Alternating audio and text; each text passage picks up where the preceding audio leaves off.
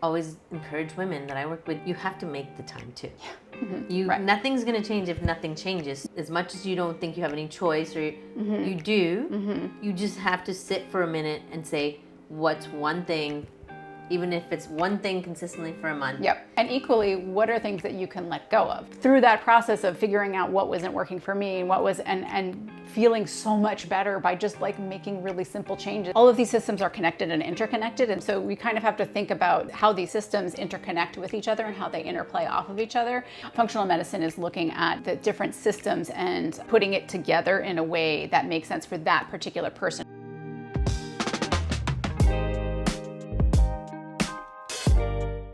Welcome to Reignite with Reed. I have Martina Harms here, and she is a PA, a physician assistant. Yeah. Okay, perfect. You've transitioned from actually working in a hospital environment to being an entrepreneur. Yes. And you're also a mother of 3 daughters. Yes. And you're also, most recently, teaching a beautiful class called Wild at a yoga studio. Yep. It is like more of an ecstatic dance, I would call it, right? Movement, somatic. Yeah, it's like an all-in-one movement practice, right? Yeah. As the girls call it, mom twerks. Yeah, twerk yoga they call it. Yeah, twerk yoga. I love that. Hey, we need to be able to move our hips and all of that. Yeah, we carry so much there. Totally. Yeah. So I want to welcome you. Thank you. Thanks. It's an honor to be here today. Oh, hey, we made it happen. I want to kind of get your back history a little bit.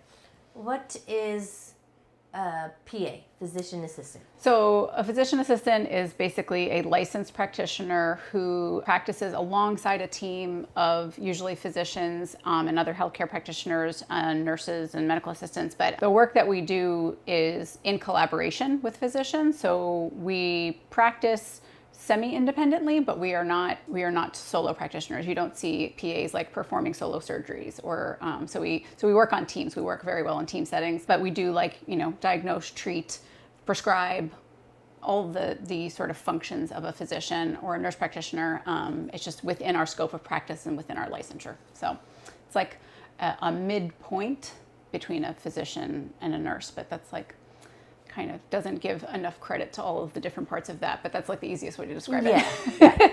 But having gotten to know you, you're more an all-encompassing mind, body, soul, and like integrative, I call it. Yes, totally. You take an integrative approach, which I really have taken with my own health. And can you explain a little bit of what that looks like? Yeah, so when I got trained as a PA, physician assistant training is very conventional medicine. It is very, I literally took all my classes with the med students at GW where I went to school. So at least 75% of my classes, I sat in the same classroom as the people who were going to be doctors and the PA. So we took the same classes, learned the same material. Our program is 2 years, med school is 4 years. Med students or doctors do residencies, which match them to their specialty that they stay with for life. And PAs don't do a residency. They can. There are some optional residencies, but most of us don't. And that gives us the ability to sort of switch fields. And so I knew that I wanted that flexibility, which is why I went into PA school, part of why I went to PA school. But basically for me, my own journey in how I got where I am now in this sort of integrative space was that I saw what I was missing from the conventional part of it. And I was like, what about all of this over here?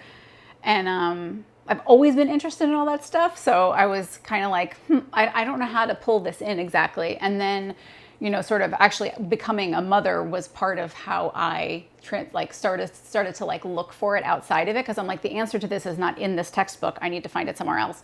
And so I started to think about things like, toxins and organic foods and all these things when I was getting pregnant and all that stuff. So sort of that journey led me to look there, and then sort of to see that as maybe could be part of the same, path. And then once I sort of got to a point in my own health where I needed something else other than what conventional medicine had to offer me, that was where I sort of opened the box. And then once you see it, you can't unsee it. You're like, oh yeah, there's this whole part of it that we're sort of neglecting, that maybe if we focused here a little bit more, we could combine this conventional approach where we get the best of conventional medicine and the best of, holistic and mind, body, and put it together in more of an integrative space. So yeah, I'm definitely more integrative, even though my secondary training is functional medicine, just because of my background. My brain is it's integrated. So I'm integrative. And just explain for someone that doesn't know functional medicine. That is Yeah, so functional medicine refers to sort of, it's like a systems biology approach of medicine, which is essentially that you can't really like separate organ systems the way conventional medicine does. So like if you have a stomach problem, you go to see a gastroenterologist. If you have an eye problem, you go see an ophthalmologist. All of these systems are connected and interconnected. And so if you have a gut problem, you probably also have a mood problem. You probably also have a skin problem. So we kind of have to think about how these systems interconnect with each other and how they interplay off of each other, and how something funky in one system may be affecting multiple other systems outside of that system, and we have to put together the big picture of, okay, well, why is that happening, and what can we do to remedy that? What can we do to help that person feel better? So functional medicine is looking at the different systems and putting it together in a way that makes sense for that particular person. And it's also looking at that person as a whole person. So like when I do my, histories, I'm like, what was your mother's pregnancy like? Were you a vaginal birth? Were you a cesarean section? Did you get a lot of antibiotics? So I'm going way back, because that's really important. Like if I know that someone was born by cesarean, that they have a higher chance of having gut problems because their microbiome is established differently than someone who's vaginally born. I'm a C-section baby. I have dealt with all the things. Yeah. So like that there are certain things that are like, oh well, you are this is setting you up on this path, and like we can get on a better path, but just knowing these more detailed histories of people and knowing more about the person as a whole, as opposed to why are you here today, what's your family medical history, what's this, like very treating like the symptoms. Treating the symptoms, and like very like cookie cuttery, oh well, you're at risk for this, so you should probably be on this medicine, and kind of like, well, but what about your lifestyle? What about your environmental stressors? What about the places what the things that you like to do? Are you being exposed to chemicals at your job? Like we have to think about all of these different things, of like all the different parts of somebody's life, and not just like, why are you in your office today? Like I love that. Look at all of us as a whole, individually. Yeah. Because you got to go back to the roots. Mm-hmm. Yeah. Right? Exactly how you said, how your birth and in the womb and all of that impacts so much. And we were never taught that. No, it's sort of overlooked. I mean, I think there are more people who are understanding that now. I think, honestly, every functional medicine practitioner that I have talked to, worked with, whatever, has had a similar health journey. They were a conventional practitioner. They followed the book, they did the things, and then they had their own health crisis, or a family member had a health crisis that was not being solved by conventional medicine. And they started looking outside, and then again, they couldn't unsee it. And that was, oh, this is this whole other thing that I thought was like totally woo-woo, wacky, can't be real, can't be substantiated with science. And it's like, no, actually it is. There's like research on this. Yeah. it's for real. You just gotta continue your education and be curious. Mm-hmm. And I think that's a really important takeaway. Approach everything with curiosity, because science evolves every single day. Exactly, yeah. Science changes totally. every day. Yeah, even just that, what you're saying, like, it takes something like 7 to 12 years for something that happens in medical literature to reach practice. And so, a lot of functional medicine stuff to me is like, you can laugh at it now, but in 10 years, you're all going to be doing this. Yeah. Because like, that's where we're going. This is where this is taking us. And so, you can quack it up all you want right now, but like, you're going to be doing this in 10 years. And it's so interesting, because I also similar, like when life or a health issue happens, you go seeking. And I've come from an Indian background, and there's a lot of Vedic, Ayurvedic practices, and similar to Chinese medicine. A lot of functional medicine, like a lot of practitioners are pulling from there, because it's a 5,000-year-old practices that have been working. And you look at the people in those countries, they have a long lifespan. Yeah. And there's not a lot of that, yes, there may not be as much research. However, these people live long, and they don't have tons of sunscreen applied every day in India, and they don't have high skin cancer. Yeah, there are different like subsets of disease that happen in these different countries in different parts of the world. But yes, you're right. Like there's so much wisdom in things that we cannot study and understand. Yeah. And so just because you can't make a randomized controlled trial for these things does not make it totally, to be thrown out. I think there's enough research now, like acupuncture, for example, has a lot of research on it now. And there's But there's parts of it that you can't quantify in that way, but that doesn't mean you should fully dismiss it as being something that's, it's not going to work or whatever, because it's clearly has worked for whole groups of people. For I do a lot time. of acupuncture. And even if I take away from my nervous system regulation, which is the contributor for everything else. Yes. You have a regulated or calm nervous system, you watch the rest of your life thrive. Totally, yep. Right? So it is, everything is interconnected in life. Yeah. And in our bodies, and this beautifully designed machine, but like it's more than a machine. Yeah. Machines are robots, basically. Right? We are not a robot. It is literally building as I sit here.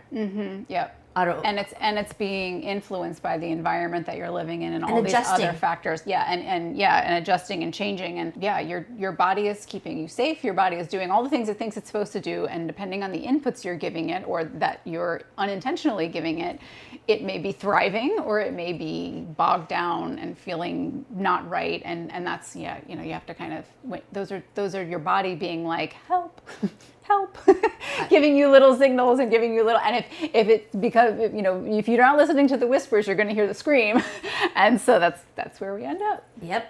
And I'm similar to that. I say my body gives me feedback and it gets louder and louder until you cannot ignore it. You cannot ignore it. You're on your knees. Yeah. And it's like, I told you. I gave you that little signal, a little sinus or something. And you weren't curious enough to help me to slow down. Right. Or you didn't prioritize slowing down, or you didn't, you were you took me for granted. Yes, you pushed it aside and you just kept pushing through, and that wasn't what I wanted. Yeah. So. Do you predominantly work with women or men and women? I work with men and women, but I predominantly work with women. What's your main area that I'm sure there's lots, but what do women come to you for? I mean, I think the biggest complaint and the biggest thing that I see women for, and men too, but it's just, I don't feel like myself. I just don't feel like myself. Something feels off. I don't know what it is. I can't put my finger on it. They just know that something is not right. Like they were a certain way, they felt a certain way up until maybe some certain point in their health journey, and then something happened, and then it just sort of kept going, and then they thought they were going to be able to come back around, and they're just not able to come back to where they were. And so that's really like the biggest thing. And that can manifest in so many different ways. It's like, I don't have the energy. I don't, my body weight has changed. I'm tired all the time. It can manifest in all different kinds of ways. Or I got this autoimmune diagnosis, or I don't know what happened, but all of a sudden, blankety blank blank. So that's usually where people come to me, is that they're just like, I don't feel like myself anymore. And I went to my doctor and I was offered an antidepressant, and I don't think that's the problem. And I'm like, okay, here we go. Here we go. I'm on your team. Let's go. Yeah. Yeah. And what's your protocol? Like, how do you take that person? Say I come to you. Yeah. And as part of menopause, you don't, and you're not going to ever be the same. No. Right. Sorry to break it to you, ladies. Yep. It doesn't mean that you have to be miserable. No. You can ask for support, because some of us wait really long until we are miserable right here. And and you will find yourself, we'll use that as a case study. Yeah. Or myself as an example. What would be your protocol? The answer is there is no like set protocol necessarily for any of that. Mostly like sort of like my intake process for all that is usually I want to get a good, usually like our first conversation is like a 20 to 30 minute talk of them just sort of unloading on me and like trying to give me as much information as they can about like what they've been going through, what's their been, what they're dealing with, what they have tried, and me really just sitting there and listening, and every once in a while throwing in a question of like, what about this? Just to keep make sure I'm getting all the information. And then, at the end of that, I want to make sure that there's someone that I really feel like I can help. Like, if someone is coming to me and they have not seen their conventional doctor at all, they have like sort of what I would consider red flag symptoms. So like, they're like, yeah, and I have blood in my stool every day, and they haven't been to a doctor. I'm not, you need to get that addressed first, because that's something that could be indicative of something way more serious than something that I'm going to work with you on. And I want to make sure that all your bases are covered before we sort of dive into the alternatives. Yep. Because if you have colon cancer because you just decided you didn't want to go see a GI doctor for your bleeding, then we need to, that needs to be addressed first, right? Like first things first, right? Yeah. Yeah. And then we can come up with your comprehensive treatment plan when you have addressed those things. So for I your want to quality make sure, of life. yeah. So I want to make sure the red flags are seen. And so I think that's part of one of my like strengths, because I was an emergency medicine practitioner. So like red flags are, if you say something red flaggy, I'm going to make sure you get it followed up. And I know the right person for you to go see. So it's, keeping you safe, keeping me safe, making sure that everything is happening the way that it should. So I want to make sure that I can help them. And if it's something that we're, I know I'm not the right fit for them, I want to help them find somebody else right away. Like I'm not going to sell myself as this magical, priestess that's going to fix all of their problems, right? Like that's not my job. And so I want to make sure I can actually help them. And so once I figure out that, yes, we are a good fit to work together, we usually spend I send them a gazillion forms, and then we spend about like 90 minutes going over just their health history, again, back to birth, medications, things they've tried, supplements. But then I'm asking them all about their lifestyle things, what's your sleep like? What's your bedtime routine like? What's your nutrition like? Give me 3 days of your typical, eating. Like, what have you tried? How did this work out? Kind of just getting really nitty gritty on it. And some other questionnaires and stuff to so I can sort of focus in on where I think the organ systems are that I want to focus on. Mm-hmm. And then from there, sort of deciding what type of testing would be appropriate for them to take on next, whether it be, stool testing for something going on in the gut, nutrition testing, some combination of those, hormone testing, just sort of seeing where I think that person needs further, examination, and, coming up with a plan of how we would do that. So which tests we would do, how we would work going forward. And usually I work with people for like at least 6 months, because this stuff did not happen overnight. So we're not going to magical supplements going to fix it. That's not how it works. So we're going to work on these different things. But all along the way, we have fancy tests and all this cool stuff. And I'm so grateful that we have all this data that I can nerd out on. But really what it comes down to primarily is like the pillars of, your circadian rhythm, your sleep, the food that you eat, your environment, sort of the things that we are very easy to sort of dismiss as like, oh, it couldn't be that. Your stress, your nervous system, addressing all those things is really like the main part of it. And then kind of everything else, like every once in a while we get really cool information from the labs that really changes the course of the, sort of treatment plan or the protocol that I'm establishing for that individual person. But it's mostly going to be driven by that person and what they have capacity for too. If they're in a situation that they can't change a lot of the factors, then we figure out what other places we can make changes to sort of offset that.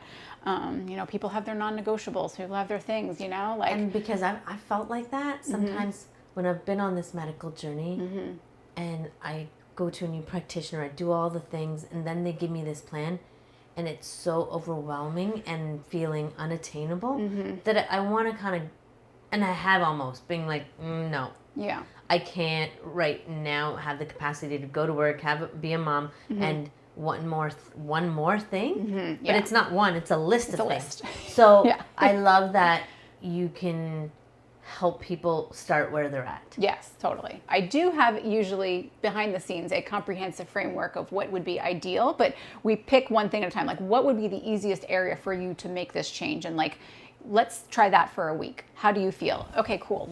Do you have the capacity to add one more thing? Can we habit stack something somewhere in here? Like, could you do this thing between brushing your teeth and going to bed? Like, could you do this one more thing? Or could you do this one more thing, like when you first wake up in the morning? Can you fit it into these places where you already have a little lull? Like, I'm not trying to jam pack, like, moms in the morning. Like, mornings are just chaos, right? Like, it's just you're lucky if you make it. You're like making it to school on time. You could wake up early. You could do all these things. Yes, there's ways that you can mitigate all these things. But like adding things to your morning routine before your children get to school is, to me, very unrealistic. Like, I know for me, it's not going to happen. It's just not going to happen. So knowing that, I put all my things after my kids go to school.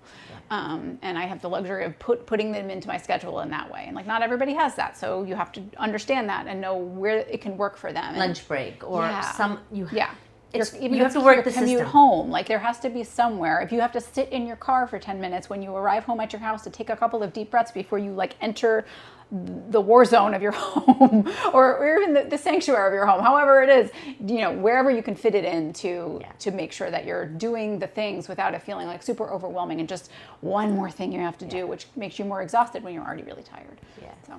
And I definitely always encourage women that I work with too, like, you have to make the time too. Nothing's going to change if nothing changes. So you are the one, as much as you don't think you have any choice or you do, you just have to sit for a minute and say, what's one thing, even if it's one thing consistently for a month, and then you add one more thing, right? Like, start with small supplements, start with a meditation, start with a 10-minute walk. And equally, what are things that you can let go of? What are things that you drive through every morning, have put importance on, or that have you fallen into a habit of doing that you're like, is this really serving me? Is this something that actually is helping me or helping my family or whatever? And like, I could probably go, and it takes up time and it takes up energy and whatever. And it's work to undo a habit as much as it is to create a habit. I'm in the works of undoing going to bed late. Yeah. For such a long time, I held on to the story of, I'm just not a morning person. I'm a night owl. Yeah, of course I'm not a morning person. When you stay up till midnight and as a mom, you just rationalize being like, but that's me time. It's my me time, yeah. And what happens in that window is I snack things that I don't need to be snacking. My blood sugar and my circadian rhythm is completely off, messing up my hormones, and crabby in the morning, and just repeating that cycle. Yes. And that's a huge one for so many, and for women in general, but moms especially, because it's like, that's my time. It's like reverse bedtime procrastination, they call it. But yeah, it's just like, well, if it's the only thing I have control over. It's just like 2 hours between like 10 o'clock and 12 a.m. It's like, and then you get woken up at 3 a.m. and then you're all it's just sets you up for this like sort of cycle of feeling depleted and so that's why like one of the first things we talk about is like, what's your sleep like? What's your bedtime routine like? How much blue light are you absorbing in the hours before you go to bed? How much scrolling are you doing? Before you even go to a practitioner, get real with yourself, and that's even because we want to outsource everything. Somebody fix me, and somebody else has the answers outside of me. I am like sitting here like number one advocate, but also guilty. Yeah, totally. And I don't beat myself, but we want somebody to give us the answers, fix it. Well, part of that is you got to do the work. Before I go now, it's like I know, and you know what needs to change. And sometimes it's just slowly telling yourself a different story. Yeah, absolutely. Right? Reframing, rechanging, and that's been powerful for me, because it's easy to get caught up like, I got to review the podcast that my team's waiting, and block that in a time frame that you can do it at a reasonable hour. Yes, right. When it's not interrupting your sleep, when it's not setting you up for a bad day the next day. Yeah. Oh my gosh, that's a good one. It's really becoming clean on myself. But this is what it is. We all do it. I know. So many women and all of us, we do it, and but it creates a perpetuate cycle, and that's the sleep. Everyone now, and any practitioner you go to, is so much research data on sleep, specifically sleep, and it's at that circadian rhythm, just going to bed at an earlier time and then getting up at the same time, as much as you can control. I know people have shift work, but making a commitment to that. Yeah. Oh, wow. It's a big deal. Yeah. I want to kind of pivot a little bit into like motherhood. That kind of ignited that journey for looking for alternatives. Yeah.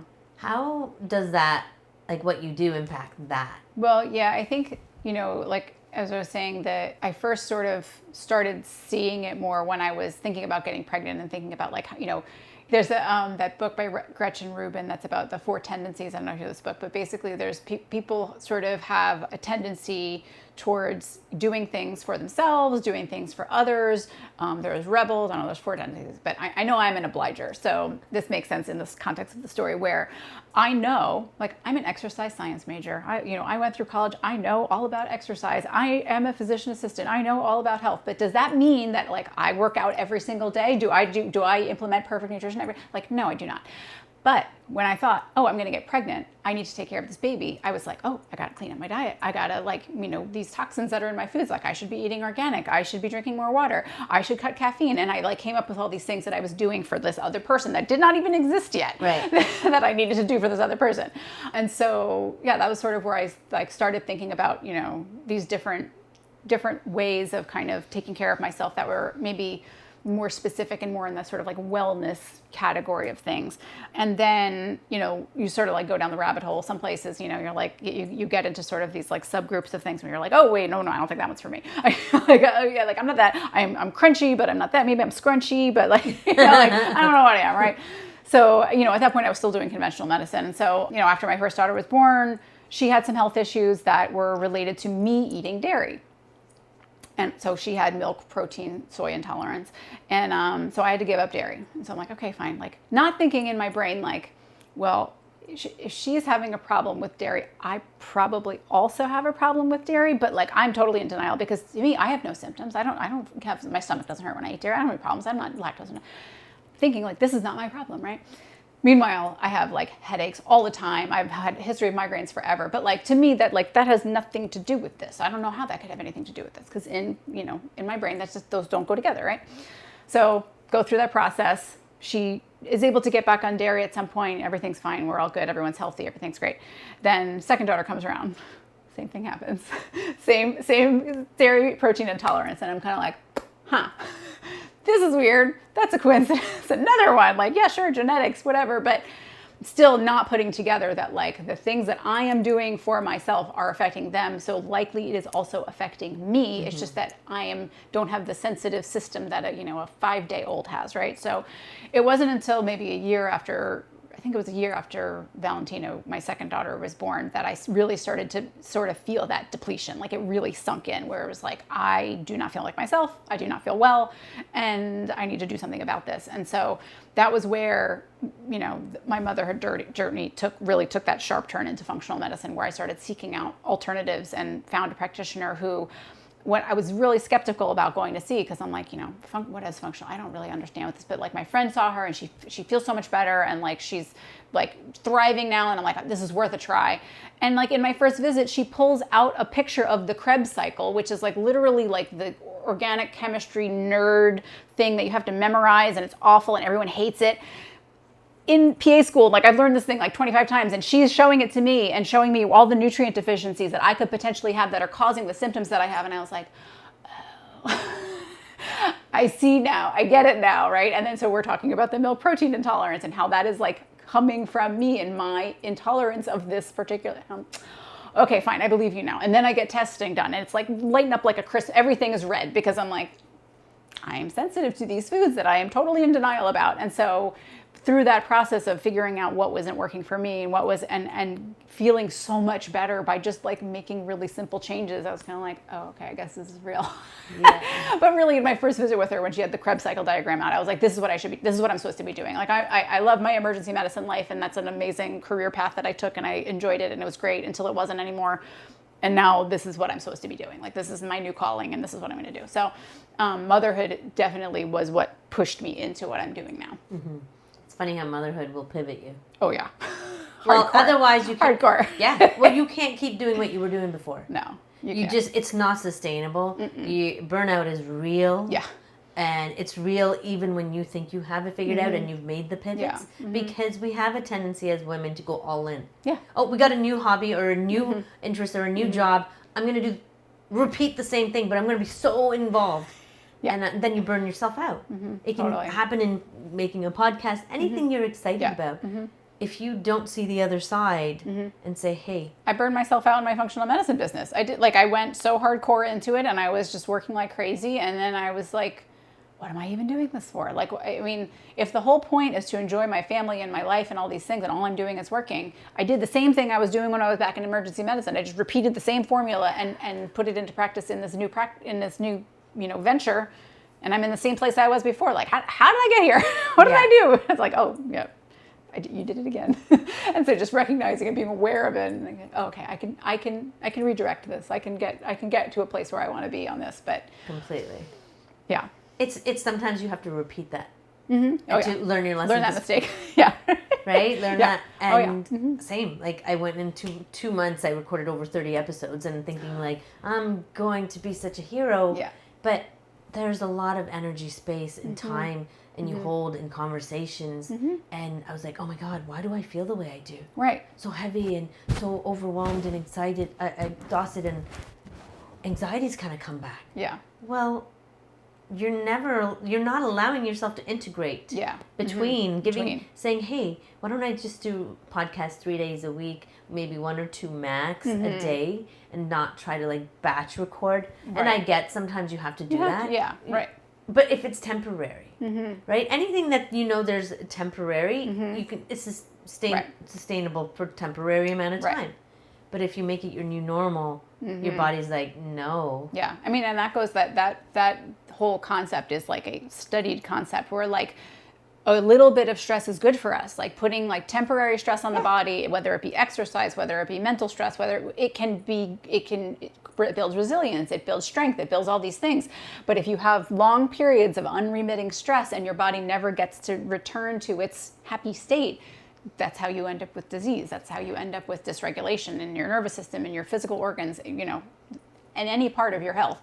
And so it's a lesson that just repeats itself wherever you need it. Yeah. Hey, especially in motherhood will get you. Oh yeah. Right. Sure. And then I think it's just, I don't mean to say get you, but it'll bring you back home. Oh, I mean, it holds up a mirror. It makes you confront things that you maybe were very much in denial about previously. Yeah. So how does that work for like the 3 daughters? What do you they're all very different. Yes. Yeah. They're all very different. How do you deal with their meals? And like, I know parents out there, they're just throw their hands up and my kid's not eating anything. Like, how do we approach this in a holistic but balanced way? Part of it is, I think that, it's so hard to understand everyone's particular situation, and I can speak to my situation because I've lived it, so I can just kind of say what I did and what I think helped, and who knows, I just lucked out, right? Who knows, right? But I do know that even now there are certain things in terms of my kids' eating habits where I'm like, yes, I think I did something right. Like I'm like, yes, they know these things, good. But, I think part of it is, again, going back to, there is some research on like the variety of diet that you eat when you're pregnant can influence what your kids' tastes are, right? So, you liked spicy foods, eventually your kids might like spicy food, right? Some of it's genetic, some of it's like probably just exposure through, the placenta and sharing and whatever. And then what you ate when you were breastfeeding, if you breastfed, that kind of stuff can translate as well.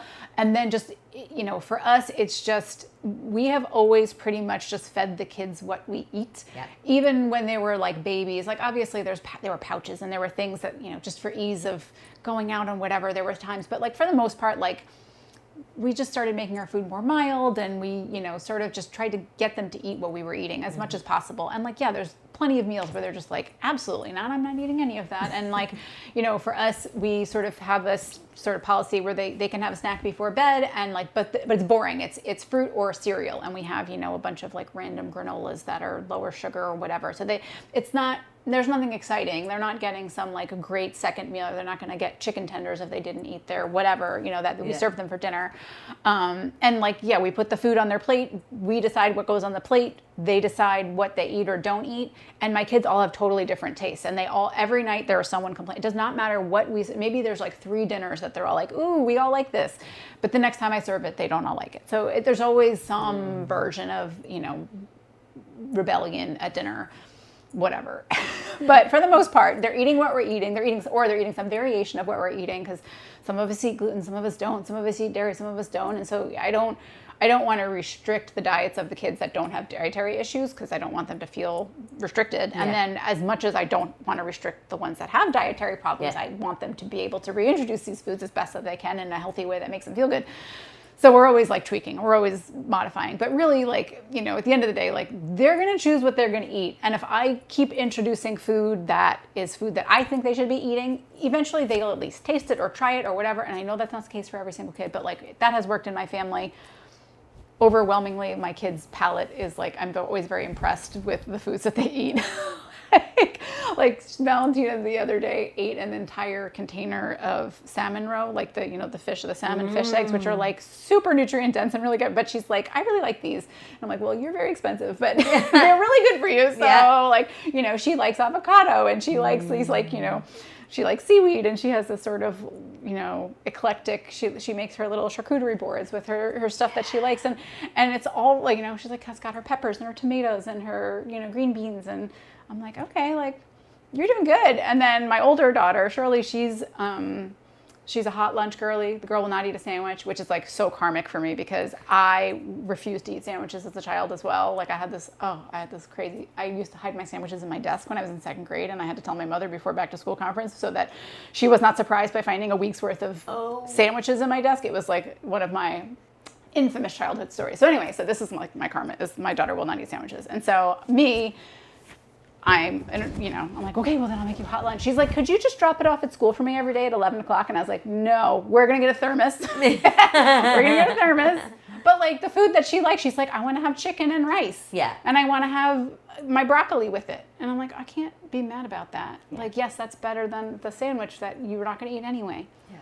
So anyway, yeah, that's sort of how it works for us. My littlest one's a little pickier, but like, again, she's 4, and I think that's how she's like asserting her control over situations where she can. And you know, we do what we can, and I think it's a phase, so we're going to go with Constant new phases all the time. Yeah. And I wanted to kind of, you had mentioned like dietary restrictions change. Mm-hmm. Yeah. Right? Because sometimes we want to like isolate and remove every one of these foods forever, we think. Mm-hmm. Yeah. But that doesn't have to be the case. Our bodies change, adapt, and the quality of product. Yeah. Mm-hmm. Why is it that when we go to Europe, the same conversation you can have with anybody. Yeah. I can eat pasta and pizza, not a sore tummy. Mm-hmm. Yeah. You eat it, just the quality of growth of how our food is grown here, what goes into it, and the depleted of soil. Mm-hmm. Yeah, absolutely. Yeah, I think, you know, going back to the food restriction thing, I think one of the important things to remember about dietary sort of like food sensitivities. Now, this is not allergies. Allergies are a totally separate thing, and it's not even intolerances, because sometimes people use the word sensitivity and intolerance interchangeably, and it can get confusing. But that's also another thing. Intolerance usually means there's a lack of an enzyme in your body. So if you have a food sensitivity, it means you usually have some sort of like, usually a delayed symptom. So it can be anywhere from like 24 to 48 to 72 hours after you eat that thing that maybe you feel tired, brain fog, headache. It's a bunch of symptoms that are usually outside the GI tract. It can be within the GI tract, but sometimes they're outside the GI tract. And usually they're hard to pinpoint to the food because it happens so far after, because you're like, well, I ate this, and this, which one of it was, right? So it's hard to pinpoint. But for my kids in particular, where I know that I've seen the changes is that I've removed the thing from their diet and then I put it back and their symptoms come back. And so that's usually, elimination diet is sort of that sort of way you do things. And so you can do those elimination diets in a very restrictive way where you pull a whole bunch of things out and then you very systematically put them back in, or you can pull the most likely culprits out and put those back in one at a time, whatever. The main part of all this is with food sensitivities, generally the problem is not the food. The immune system is responding to the food because there is an issue in the gut, which could be because of a nervous system problem where there's too much stress, there's too much environmental noise, maybe it's toxins, but it's a lot of times it's like leaky gut.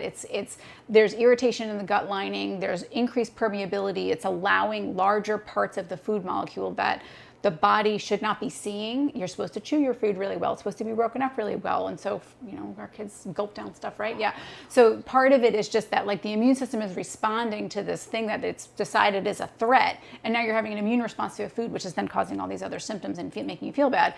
If we can address the gut problem, if we can address the nervous system problem, a lot of times we can sort of like, heal the gut, where we get the gut to chill out and stop responding to food as a threat and be able to tolerate the food.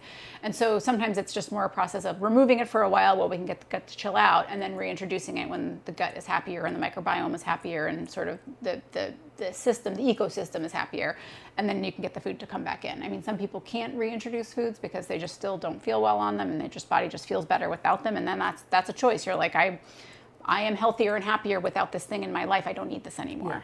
And it's hard with kids because kids see other kids doing things and they want to, and the older they get, the easier it is for them to see how eating a certain food makes them feel in that moment or in that day after or the next day. And so, it's been a lot of ups and downs with, my girls, but thankfully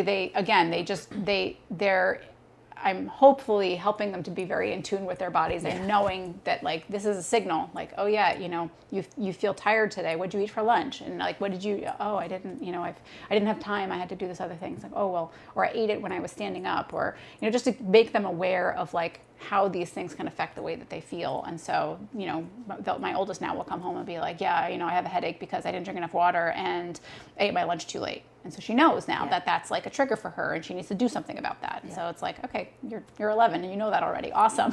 I was taking ibuprofen every day when I was like 12 years old because I was like, I wonder why I have a headache every day because I wasn't eating the way I was supposed to eat. I wasn't drinking any water, Our family didn't know. We didn't drink water. We didn't do that.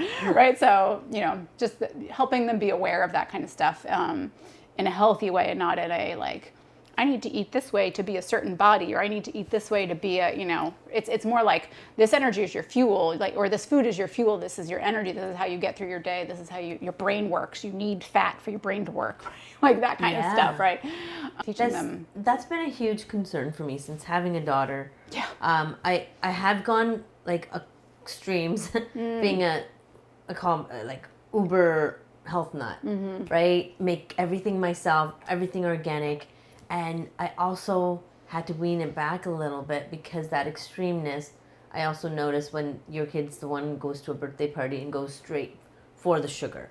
Straight, because and even though I allowed it in organic or natural ways, that FOMO is real. Oh, yeah. They want a fruit roll-up. And even though I buy the version, and now it's okay, she's a little bit older, but she didn't understand. And having to ingrain like dyes, the processed and all the different types of sugar. Yeah. I feel like we've gone through some disordered eatings, I call it, right? It's not an eating disorder, but just I have done it myself when I went too far one way and didn't find that balance of, hey, 80-20 rule. We still let's enjoy the pizza. Let's go out for dinner and have some dessert. But we're a family that cooks at home. Just because how we feel. It's the investment in money. Every time we go out, we all are usually like, Yeah. And it's not worth it. No. And I think, especially going to school. School lunches. It became, I got it for her. And within a month and a half, I canceled. Because for me and my values, health is really a high priority, right? Especially for all of us, but my daughter growing.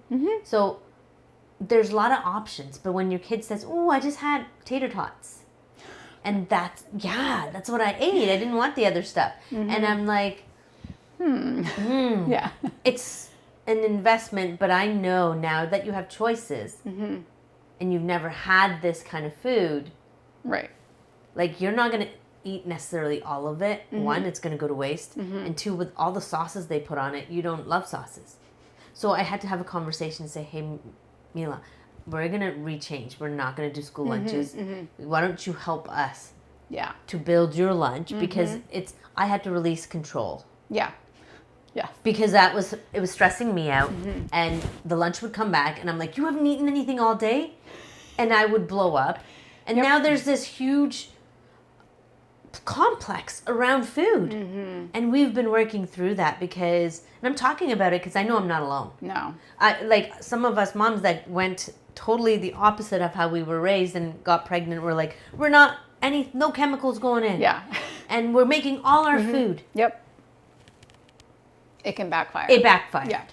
It backfired in the way. It can become very unhealthy. It did, because it became unhealthy of how I was approaching it. And then I started to realize I'm going to create an issue that never was there. I'm the issue and how we're going about this. And she does need to be allowed to have choices, and how much and what goes in her body is kind of important. We give her the guidelines. And now I really get her to help me make her lunch. I said there has to be a protein, a fruit, and a veggie, and a carbohydrate, and a treat. Like, and how you go about that, because she's 8. Yeah. She knows. And we've always been very involved with food, and she cooks and makes, she knows how to make eggs. And but I feel like about 3 or 4 years ago, and especially about the last 3 years coming into school, I've had to pivot. And that's what parenting is. Yeah, totally. Whenever we think it has to be all one way, it's not going to be. That's your lesson coming back at you, karma. Yep. Yeah, for us, like a lot of it is, they'll ask me like, why don't we buy this? Why don't we buy that? Like Ritz crackers, it was like something that they, I buy the organic one, and they're like, why do we buy this one? Why don't we buy the Ritz one? And I'm like, well, because I prefer the ingredients that are in this one. Other families buy other things. I don't know why they choose to buy what they buy, but what I choose to buy in this house is like meets my standards, is like how I talk about it. So like, I'm not going to say you should never eat a Ritz cracker, and if somebody else has a Ritz cracker, they're a bad person. Like, you're not judging what other people eat. No. We're not here for that. Like, this is what we do in our family. This is what we do in our house. And, if your friends have Ritz crackers at their house, go eat the Ritz crackers. Like, they're not going to kill you. Yeah. You're going to be fine. Like, I'm not going to be so restrictive and on top of it where it becomes disordered, where it becomes really unhealthy. But it can get dangerous because, the kid, what your kid actually hears from what you say and how they like spill it back into the world sometimes is like, oh, that's not what I said. That's not what I meant. and labeling something bad and good. Yes. I've reframed that. I'm like, totally. You know what, sweetie? It's not good or bad. Right. I said, if you were to eat popsicles and gummies and crackers every day for lunch, that's going to tell, your body's going to tell you something. Yeah. Right. Right? You're not going to feel good. Right. You're just not going to feel good. But if you never give it a little bit of sugar, like there's a healthy amount of sugar that our body does need a little bit of energy once in a while. Yeah. Right? So it can come from fruit, or it can come from candy. And like, and that's the other thing is sort of like I'm not going to buy it, but I'm not going to tell you can't ever have it. So it's not going to be available to you in our house, but or maybe it's only available like when we have a party or there's a special event or whatever. But that doesn't mean that you can't ever have it, that it's bad, that it's morally wrong, that all this food nonsense that we create, especially social media is especially bad with that. But because I don't want them to necessarily, there's no moral value to the food. There's not really good or bad. It all gives you energy. It gives you different types of energy. When we did the wellness day last year, that was what I focused on, was like fast energy and slow energy. Teaching the kids that yes, foods that are, we need carbohydrates, we need fat, we need protein. The balance of those things will predict whether you're on a roller coaster all day or whether you're smooth sailing, because we need to have a little bit of each of those things so that we, can power our brain so we can think. If you just ate crackers and sugar and whatever all day, you're going to go like this all day. Yeah. Your blood sugar is going to go up, it's going to go down, you're not going to feel good. You have to balance it out with some slow energy like protein and fat. And, that resonates. And then you get the little cups out and show how much sugar is in the drinks that they like so much. And they go, oh my God. And then sometimes I try to drink the cup of sugar, and that you have to deal with that. But just giving them this sort of physical, tangible, they need to see it, idea of what they're actually consuming, because it doesn't click for them. And again, it's not good or bad. No. It's just don't judge your friend for drinking Gatorade. Kids are resourceful. Yeah. They will, mine's traded food, and I'm like, they're not supposed to, and they're curious. Yeah. Mm-hmm. They want to know what the other one tastes like. Yep. And I've learned once every several months, let her pick, have the cheesies at the party. Yep. And at our house, we're going to buy this brand. Exactly. Yep. I know what's in it. That's it. I speak a lot about that because as I learned, I teach her. Mm-hmm. And I tell her, things are constantly changing. Yes, totally. So let's not hang on to it forever. Right. Because right now, this is not working because it doesn't make us feel good. Yeah. But that means maybe once we're healed, our guts are healed, or different life. We can try it again. Yeah. Mm-hmm. Or you're trying to explain to them why you can have it in Europe but not here. Right. Yeah. Yeah, no, and even just like the stuff that, I've used the example of things that like we thought were true. When I was growing up, there was this big backlash against eggs, and people were like, eggs are unhealthy. Now eggs are healthy again. And so, and butter isn't healthy. Now we're back to butter again. There's different things that became so, and food science is just notoriously bad. Like and fat. Right, fat is bad, right? Like fat is required, So I, try to explain that to them, and that like, yes, there are things that I say now that may not be true in the future. And we're going to do the best that we have with the information that we have now, and just really go off of like how we feel, instead of not necessarily prescribing to a very specific diet and a very specific plan, because that can get kind of unhealthy. So yeah, I think they generally sort of get that, and they like what they like and they don't like, and we just sort of let them. Do you work with children too? No, I work with children usually through their parents. More so is that, helping the family sort of establish the new rhythm. So like, for example, like eating the same foods and offering the same foods. But no, I don't work with pediatrics specifically. I would like to, but it's, when I used to work in emergency medicine and pediatrics in general, when you work with kids, you're not just working with the kid, you're working with the parents. And so you don't have one patient, you have multiple patients. You have to make the change at the higher level first. Yeah, so for me, I'm much more comfortable with working with the adults and having that trickle down to their children. And that was part of I did a group program, Functional Motherhood, which was talking about like how to bring the things that you're doing and the changes that you're implementing into your family. And so it's one thing to model it, and then it's another thing for you to help sort of integrate it into their lives, and so that they can see the importance of it in their own lives. That's powerful. Yeah. So if ladies want to work with you, how do they get a hold of you? So yeah, I used to be very active on social media, but I'm not so much anymore, but I still do check it. So if you find me on social media, I'm martina.harms.pa. And you can DM me there. But I have a website, martinaharms.com, and there you can fill out like a quick little questionnaire where you can set up a 20-minute discovery call, which is just, that information sharing session with me, where we can figure out if we're a good fit. And then from there, we can decide kind of what to do. But basically, if you go onto my website, you can sign up there to do a discovery call. And then, if you're like, I just have a couple questions, you can always throw them in my DMs on Instagram. I want to kind of still not done yet, because I really am curious. You recently got certified to teach a wild class at our local studio here in Oahu. And what prompted that? So I've been taking the wild class for a couple of years now. I went through it very regularly for a while, took a little break, came back to it. And I just love the class itself. I love the format. There's like structure and freedom in the format of the class, which really resonated with me. I very much resisted yoga, meditation, being with myself in any capacity in my thoughts, basically, for a very, very long time. So it took a long time for me to get to the point where like even yoga was an option at all.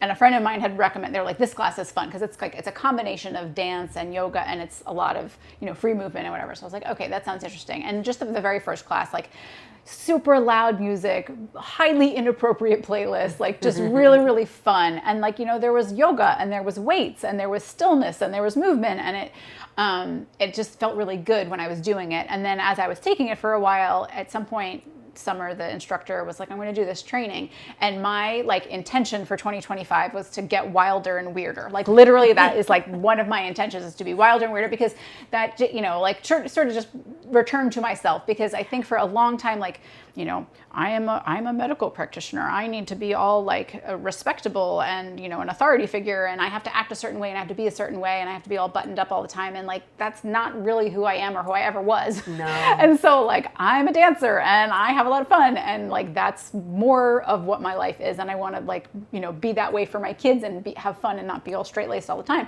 And so I was like, yeah, wilder and weirder. And then Summer was like, I'm gonna do this training. I was like, yes, I want to do the training for sure. And so it was great. It was really super supportive environment with a bunch of other, I think I'm probably one of the oldest instructors of the wild, which makes me even happier, because I'm like, hell yeah, let's go. Yeah. So yeah, it's just been really fun for me to. I love the practice. I love to teach it. I used to teach aerobics back in the day. Like I'm a step instructor. I'm a Zumba. Zumba. Like I love Zumba. I'm dancing. It just like brings together like a lot of my loves and things that I like. I like to teach in general, even like in medical. I love to teach. I like to precept PA students. Like it's just something that I enjoy doing. So it just brought together a lot of things that I wanted to be doing. And so at this point, I don't have my own class. I just sub whenever people need subs, and so. But I've been subbing a whole bunch since I got certified, my finished the class because it's not. I'm not a yoga instructor. I just teach this one particular class. So, but don't you find in this season of our life what worked doesn't seem to work anymore? Like I love to work out, but recently I put a membership on hold because my body's craving diversity. My mind and body and my soul are creating some freedom in movement, whether it's hiking or walking with a weighted vest or just that freedom of this control, because that's what has worked for me up until this point. Like I need this class, I need someone to teach me, and for 45 minutes kick my butt. And I started hating doing it. Right? And it's okay to give ourselves permission. Try some new things. And I'm not saying I'll never go back. I love that class. My body needs a break from that. My nervous system wants me to do something different. Right? And this is what I love. Because it inspired me, and I'm like, oh, I got to get back to the wild class. It was something I look forward to Friday morning. I'm teaching on Thursday at 5, so if you can get over Thursday at 5, I'll be there. Okay. I'm going to put it in my calendar. But because there's this uninhibited movement. And you let out a lot of anger or rage or stress or anything dysregulated in your body that you don't even quite know what it is. And this class allows you to do it. The first couple of times I took the class, like I definitely had like these random sort of unanticipated like surges of emotion. Like I would feel like I was about to cry, and just the act, and Summer coaches you through where she's like, if you feel something come up, let it out. Like your body's trying to release it, and you could feel it in different movements, or maybe it was the song, or maybe there was some feeling of the community around you because you're sharing the energy with the other people in the class, and so you're kind of like, that might not even be yours, that might be somebody else's, but just that feeling of community and support and being in a safe place where you can, twerk and no one's gonna come up behind you and be weird. Like no one is looking at you. You are like on your own. They're busy twerking. They're twerking and having a good time, right? So like you were just like, you're not being judged, you're not judging yourself, you're not judging people around you. It's just a like really freeing space for women to be in, and then to physically move your body in that way can be really freeing as well, just to kind of like let go and let body loose. Keeps the score. We hold so much tension, trauma, moms as women, in all through our bodies, and a lot of it's not ours, and we bring it into this world, and sometimes the calculated movements and workouts are great for building muscle, are great for movement. I totally 100% we need it. Other times we don't need that structured control. We need that freedom to explore our bodies, and maybe doing a whack load of lunges and squats is not going to release your hips. Right, exactly. Like you need them to release, and our hips carry so much pain and stress. We're sitting all the time. And so getting the movement back into them, and especially like hips for women, like the number one fear for women is like, I'm gonna fall and break a hip. Like when you get older, like that's this like sort of feeling of that's the beginning of the end when that happens, right? And so like your hips are this like incredible portal for many things, right? So you have to take care of it, and so loosening it up and letting it be free and wild and weird is therapeutic. I am going to have to definitely take that wild and weird for going into the rest of the year, because I think this season of my life, I'm like, bring all the wild and weird. All the playful, enjoy. I think that's one of those things that, like, one of those benefits of menopause that people talk about is that, like, you just stop caring what other people think, and you just are kind of like, well, I'm going to let that go, and I'm just going to let, that's not important to me anymore. And so this is the beginning of that for me. I'm not quite there yet in the hormone part of it, but I'm getting there. And so I'm just, you know what, like, how about I just start letting go of it now? How about I care less about that now? It's been working out so far. I love that. Oh, thank you so much. I want to finish off by saying you're going to leave quite the legacy with 3 daughters.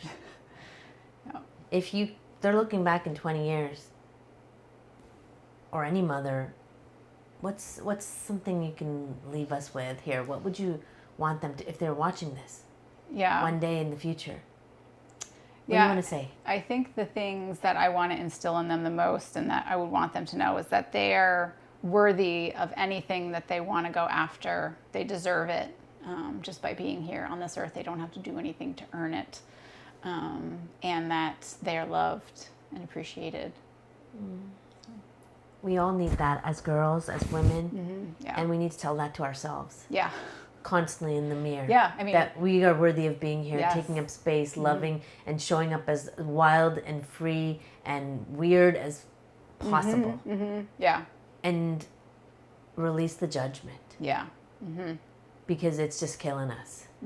Literally, slowly, it's keeping us small and it's pegging us against each other. Yeah, absolutely. And I love it with a girl mom here too. I just thank you for showing up and what you do. I'm so grateful because it really impacts the whole community. Yeah. And I can't wait to see where this goes and even work with you for. Yeah. I have a feeling I will be reaching out. But I want to thank you for coming on, and we will make sure we put all the details in the show notes of where, if anybody wants to work with you. If anybody wants to work with you off island, you still do virtual. Yeah. Yep, I do. My whole practice is online, so everything is, through video and secure portal and everything. So yeah, I can work with people anywhere.